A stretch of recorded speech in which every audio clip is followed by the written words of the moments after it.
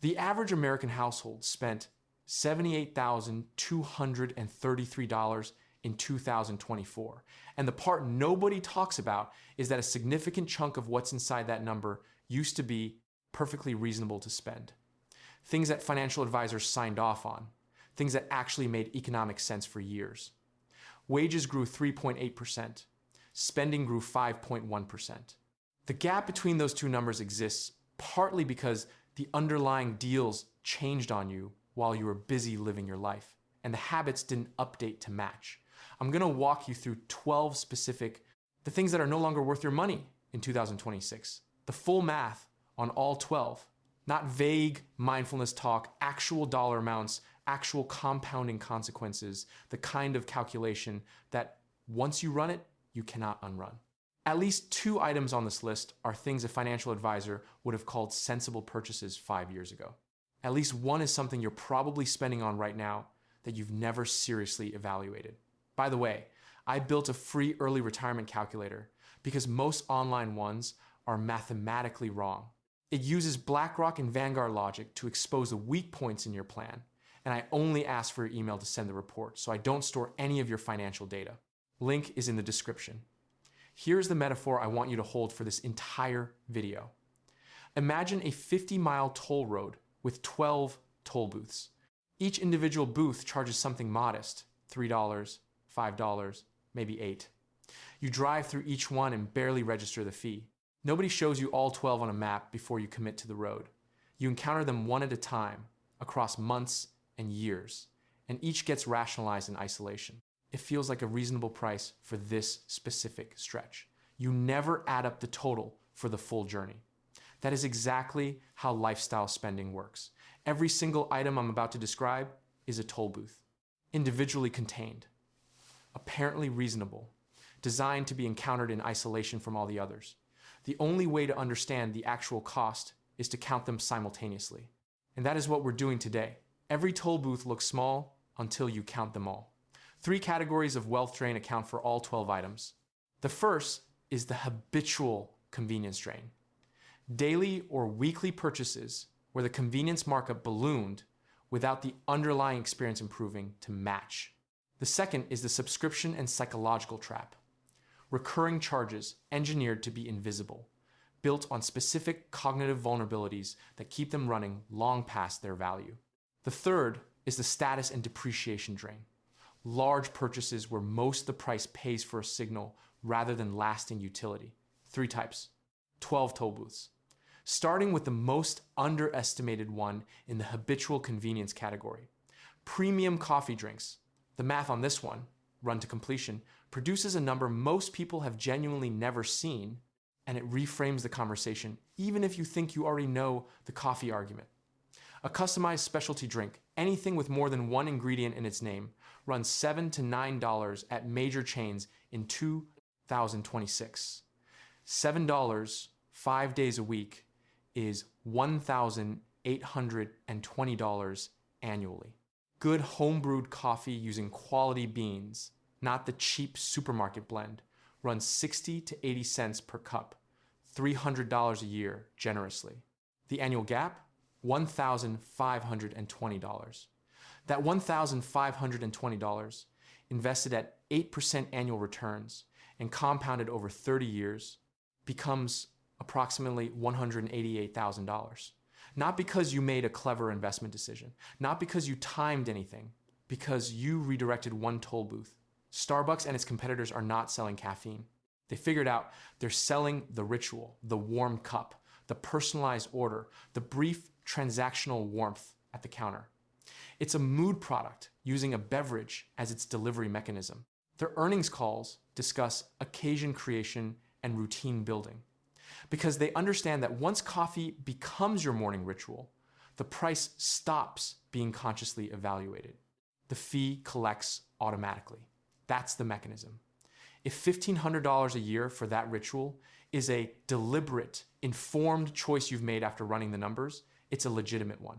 The problem is that most people haven't made a conscious choice. The habit formed in their 20s, and it has been withdrawing money ever since without ever appearing on a personal decision log. Food delivery apps carry a more dramatic version of this math. And the markup is applied at a stage most people never examine. DoorDash, Uber Eats, Grubhub. These platforms rewrote restaurant economics quietly.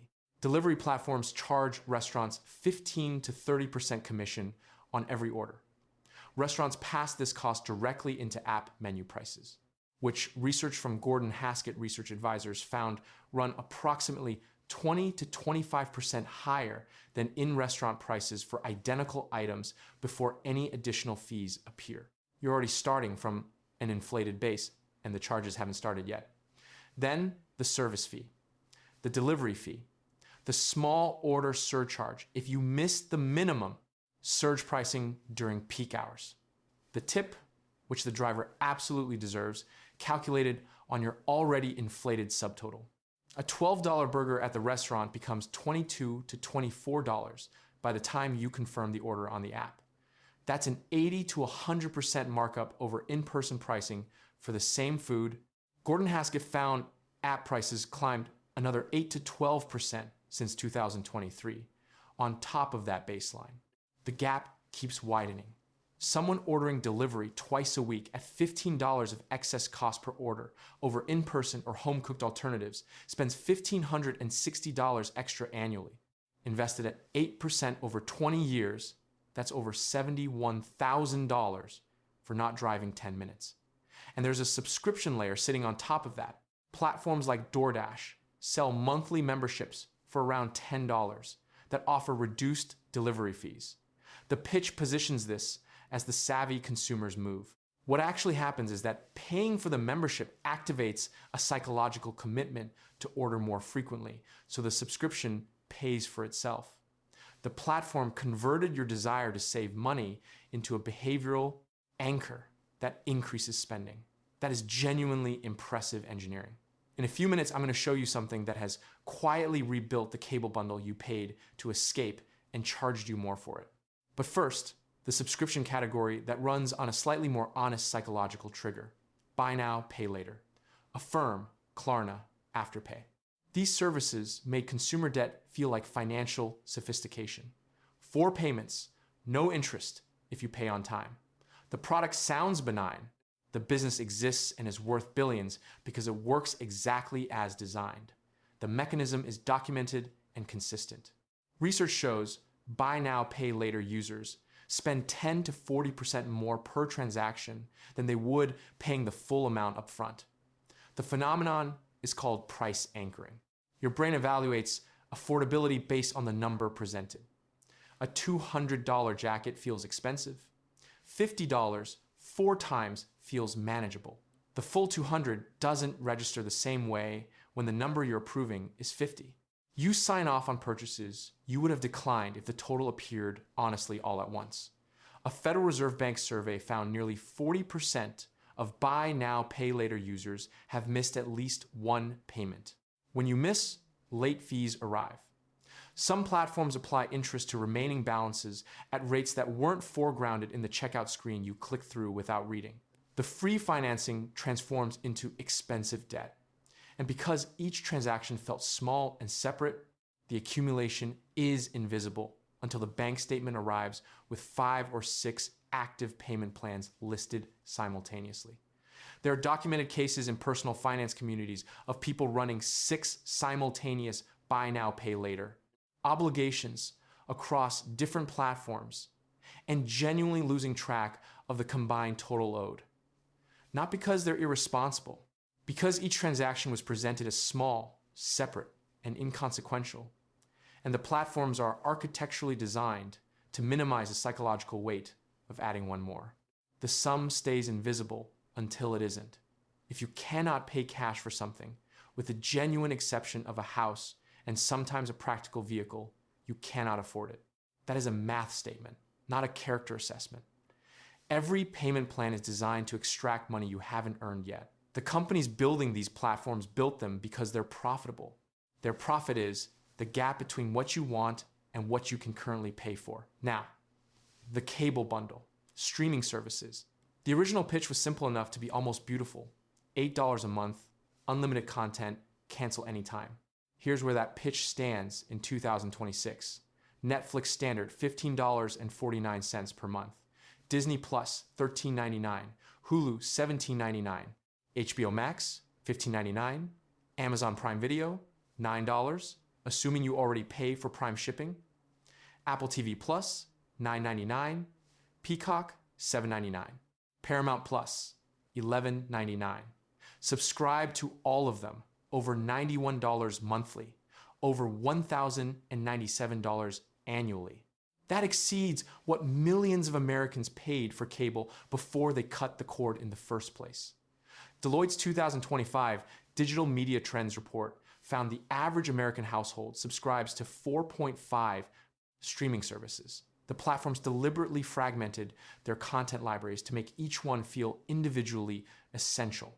The show you want migrates to the service you canceled. The movie you've been tracking drops on the platform you don't currently have. Sports require a separate add-on.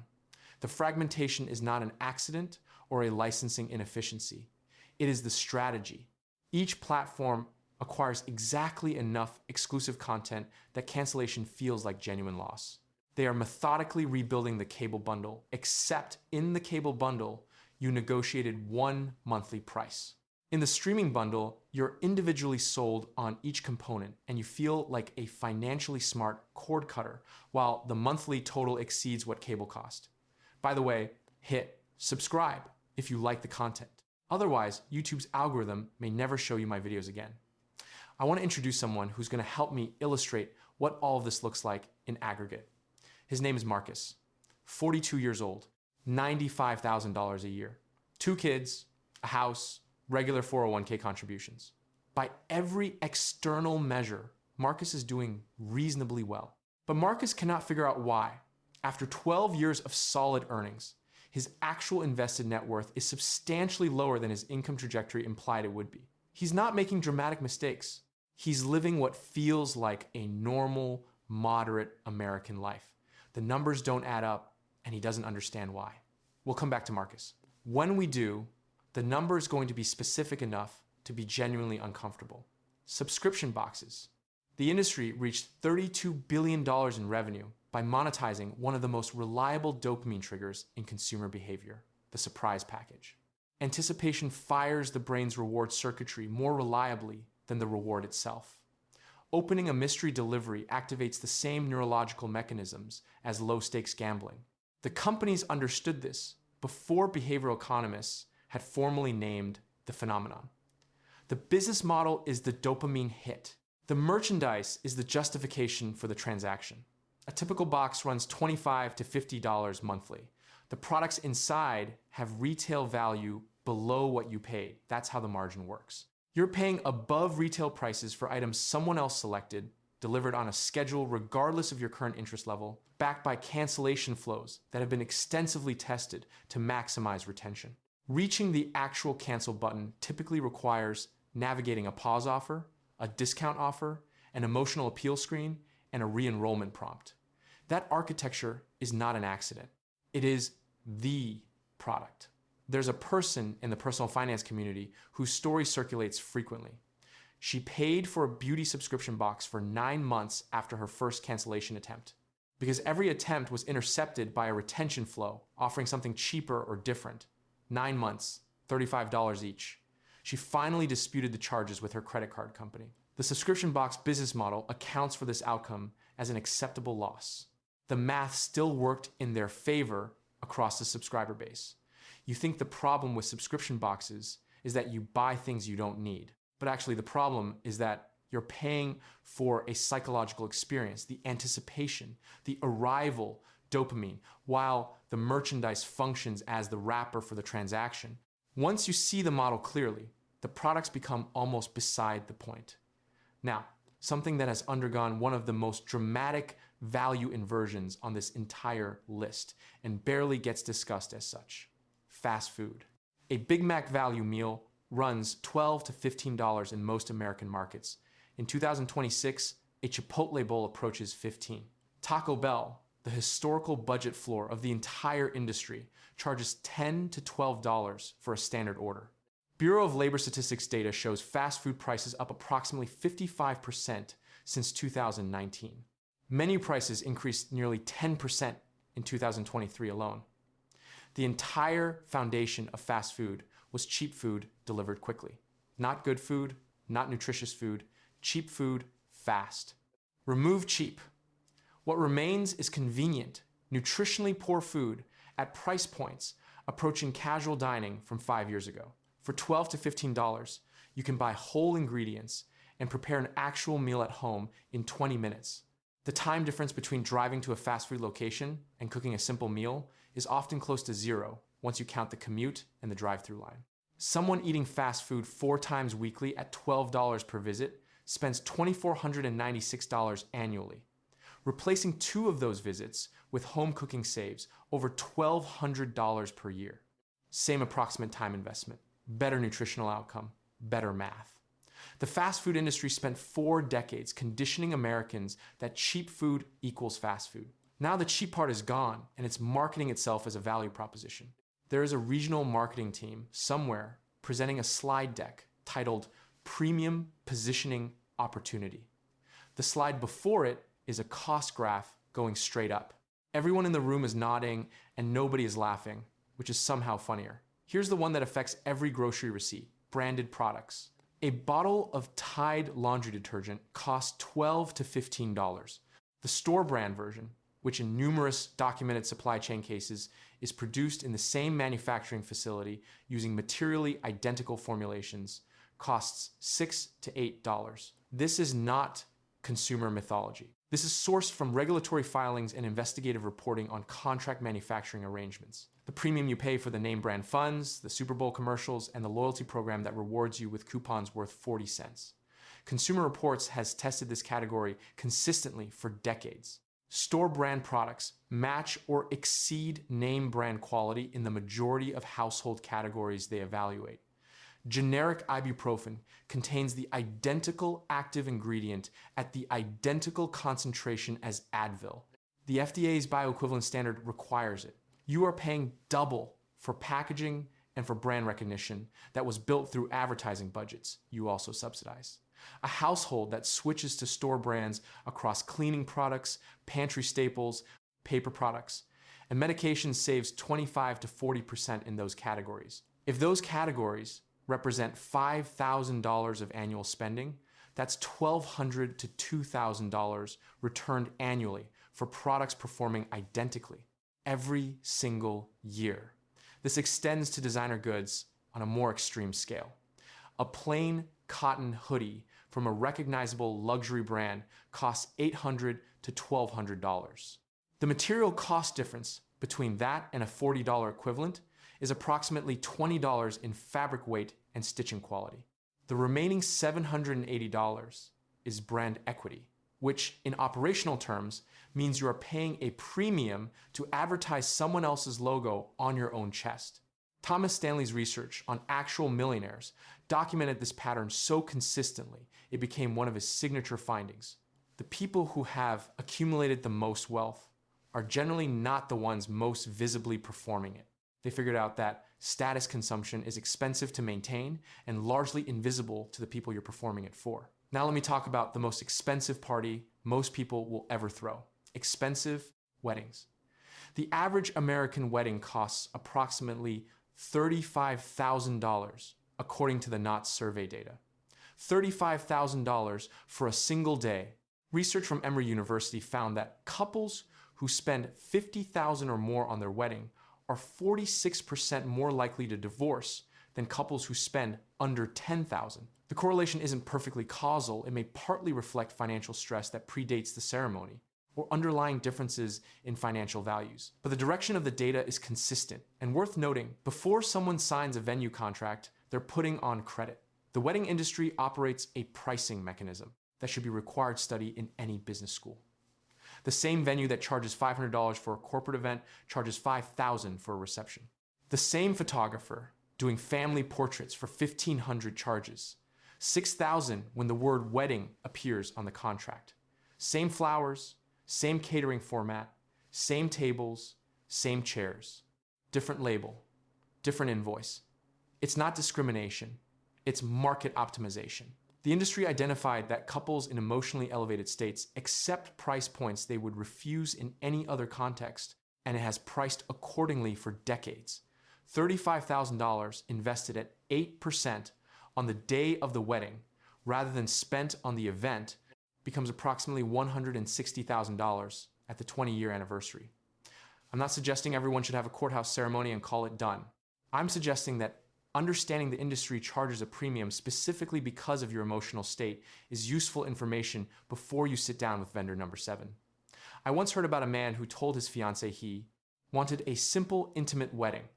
He then agreed across 9 vendor consultations to a floral centerpiece budget of $6,000. He described this to friends as keeping it reasonable. The florist described that particular amount as a slow Tuesday. Every toll booth looks small until you count them all. Luxury travel. Airfare is up 30 to 40% since 2019. A domestic round trip that cost $250 5 years ago runs $350 to $400 today. International flights track similar increases. A week away for 2 flights, accommodations, food, and activities routinely reaches $4,000 to $6,000. A family Disney trip averages $8,000 to $10,000 for a week, according to current travel industry survey data. Travel has genuine value. Experiences with people you care about, real psychological distance from routine, exposure to places that expand your reference frame. These are worth money. The problem is not travel. The problem is travel funded by debt that outlasts the memory. Bankrate's research consistently finds that a meaningful percentage of Americans cannot cover a $1,000 emergency expense without borrowing. A portion of that same population finances multi-$1,000 vacations on credit cards at 20% annual interest. The experience fades in weeks. The payments continue for months. That is the brain's temporal discounting working exactly as designed. The experience is immediate and vivid. The payment is abstract and future. The travel industry understands this precisely and prices vacation packages accordingly. Budget travel delivers most of the actual experience at a fraction of the premium price. Road trips instead of flights, rented houses instead of resort rooms, cooking some meals. The memories of a trip are almost never about the hotel pool tier or the thread count of the sheets. They're about the places and the people. The platform for those memories does not require the premium package. Someone who finances a $6,000 vacation at 20% annual interest and pays it off over 12 months spent $7,920 for 7 days. With that number in mind, let's talk about the single purchase category, where losing $9,600 in the first 5 minutes is considered completely standard and expected. New cars. The moment you drive a new vehicle off the dealership lot, it loses approximately 20% of its value. On a $48,000 car, close to the current average new vehicle transaction price in 2026, that is $9,600 gone before you've reached the first traffic light. By end of year 1, depreciation typically reaches 25 to 30%. You've lost $12,000 to $14,000. If you finance the majority of the purchase, the loan balance hasn't decreased proportionally. You are underwater, meaning you owe more than the car's worth often within the first year of ownership. The average monthly new car payment reached approximately $738 in late 2025 per Edmunds data, $8,856 annually before insurance, fuel, or maintenance. Being underwater means you're trapped. You cannot sell without writing a personal check to cover the gap between what you owe and what the market will pay. You can try to refinance into a longer loan, which extends the trap while adding more interest. The toll booth collects its fee and holds the door closed. A 5-year-old car of the same model has already absorbed the steepest portion of the depreciation curve. Modern vehicles reach 150 to 200,000 miles with standard maintenance. Buy a reliable 5-year-old car, drive it 3 to 4 years, sell it before major repairs become probable. The depreciation you experience during ownership is minimal by comparison.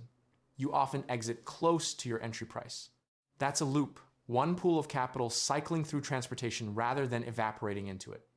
Thomas Stanley's decades of research on actual millionaire behavior found the typical American millionaire drives a Toyota, Honda, or Ford, with a median vehicle purchase price around $31,000. They did not build wealth while paying status premiums on depreciating assets. They understood that a car is transportation, and that the gap between what transportation costs and what a status vehicle costs, invested consistently over a working lifetime, produces a substantial portfolio difference that compounds every year. Latest generation technology runs the structurally identical problem on a faster, smaller cycle, which makes it easier to rationalize and therefore more persistent as a habit. The iPhone 16 costs approximately $1,200. A refurbished iPhone 13 from a reputable seller runs around $500. It operates the same applications at speeds that are functionally indistinguishable to the human brain in daily use. The photos are not meaningfully different under real-world shooting conditions. The marginal performance improvement between consecutive flagship generations has converged towards zero for 90% of normal use cases. The premium you're paying over the previous model covers primarily the benchmark scores and the ability to say you have the current one. Someone upgrading their flagship phone every 2 years absorbs approximately $600 annually in device depreciation. Over 30 years, $18,000 in phone depreciation, invested at 8% instead, approaching $90,000 for photos that the Instagram compression algorithm treats identically, 2 release cycles behind the current flagship, refurbished from a reputable source. The functional performance gap in daily life is genuinely undetectable. The price gap is 30 to 50%. Applied consistently across all technology categories, this rule frees several $1,000s annually with zero reduction in any measurable quality of life metric. Now let me close the loop on Marcus, because his story resolves here with a number that is specific enough to be useful. New car payment at $8,856 annually. Delivery app excess over in-person or home dining, $1,560. 3 streaming services held simultaneously instead of rotating through one, $600 in excess. Branded products at full name brand premium, $1,200. Specialty coffee, 5 days weekly, $1,520. Buy now, pay later. Impulse accumulation, $800. Fast food 4 times weekly above home cooking baseline, approximately $1,200. Subscription boxes, $480. Luxury travel financed above cash equivalent trip cost, approximately $1,500. Designer goods and premium labels on consumables, $1,000 annually. The total comes to approximately $18,316 per year, above what a functionally equivalent life built on different defaults would cost. $18,316, $16 invested annually at 8% over 20 years becomes approximately $900,000. Marcus is not building $900,000. He is driving it through 12 toll booths. And every single toll booth seemed like the reasonable, normal thing to do when he drove through it. The car, the coffee, the subscriptions, the delivery, the wedding, the upgrade cycle, all of it looked small in isolation. None of it was small in aggregate. You think the problem is that Marcus doesn't earn enough. But actually, the problem is that Marcus has never counted all 12 toll booths at the same time. 3 specific things you can do before this week ends. The Tollbooth Audit. Pull your last 2 months of credit card and bank statements. Write down every single recurring charge, every subscription, every automatic renewal, every payment to a company name where you paused for a second trying to remember what it was. Do this written down, not in your head. The exercise only produces results when you see the full list at once. People who complete this find between 3 and 7 charges delivering 0 active utility. These are toll booths collecting money while you're not watching. Cancel anything you cannot defend when you ask honestly. Do I use this? Do I value this? And does what I receive equal what I pay? This step alone typically uncovers $30 to $80 monthly in forgotten charges with no functional impact on daily life. The 2-generation rule. For the next 2 years, Every technology purchase and every vehicle purchase gets evaluated against the version from 2 release cycles back, available, refurbished, or certified pre-owned from a reputable source. Phone, laptop, car, television. The functional performance difference in daily life is undetectable. The price difference is 30 to 50%, applied consistently across all categories. This rule frees several $1,000s annually with zero reduction in any measurable quality of life indicator. The companies releasing new versions every year have a financial incentive for you to never apply this rule. That incentive is useful information about whose side the annual release cycle is on. The 30-year calculation. Before any discretionary purchase over $200, spend 60 seconds calculating the opportunity cost at 8% annual returns over 30 years. $200 becomes $2,061. $500 becomes $5,184. $1,000 becomes $10,370. Your brain cannot make this conversion instinctively. It was not designed for multi-decade compounding logic. Building the habit of forcing this calculation for significant purchases permanently recalibrates how you evaluate discretionary spending. Not for every grocery run, for the decisions that actually compound over time. Marcus ran the audit, found 15 toll booths, closed 10, the ones he couldn't defend when the question was put directly to him. The 10 he closed freed up $12,000 annually. At 42, with roughly 20 years of runway, $12,000 per year compounding at 8% becomes approximately $595,000. He didn't pick stocks. He didn't time markets. He counted the booths and closed the ones that weren't worth it. Lazy investing built more fortune than crypto memes. The 12 categories on this list didn't become expensive traps through bad luck or random inflation. They were engineered by companies with behavioral economists, UX designers, and pricing strategists whose entire job is to maximize the gap between what you spend and what you consciously decide to spend. You have the map now. Every toll booth looks small until you count them all, and you just did. What you do at each one from here is entirely your call.